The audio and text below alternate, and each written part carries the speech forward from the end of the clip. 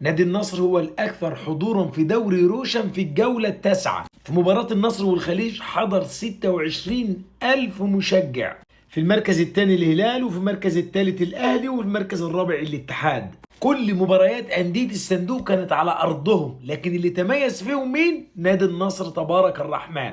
وهنا جت في دماغي حاجة مهمة جدا، هو نادي النصر لعب كام يوم جمعة في الدوري؟ لأن يوم الجمعة مختلف، بتكون الدنيا أجازة والحضور سهل والناس فاضية والأمور ظابطة، بينما اللي هيلعب في أيام دوام زي يوم الحد والحاجات دي ما بيحضرش عنده ناس كتير. تخيل حتى برضو اللي هيلعب يوم حد أو يوم سبت هو أصعب بكتير من اللي هيلعب يوم خميس. ليه؟ الخميس صباحية جمعة أجازة، فبيسهر براحته ودنيته براحته. هتقول له دي هتفيد في إيه يا عم؟ أقول لك دي تفاصيل عند الناس. يعني واحد يكون يوم الحد عنده دوام بدري يوم الاثنين والنصر مباراته يوم الحد، وهتقول لي لا الامور بتكون صعبه. تقول لي يا حبيبي العاشق ما تفرقش معاه. اقول لك ايوه، بس في ناس ظروف عملها صعبه جدا. وهنا قررت نعمل مقارنه ونروح نشوف الجدول وندور فيه ونشوف التفاصيل عامله ازاي.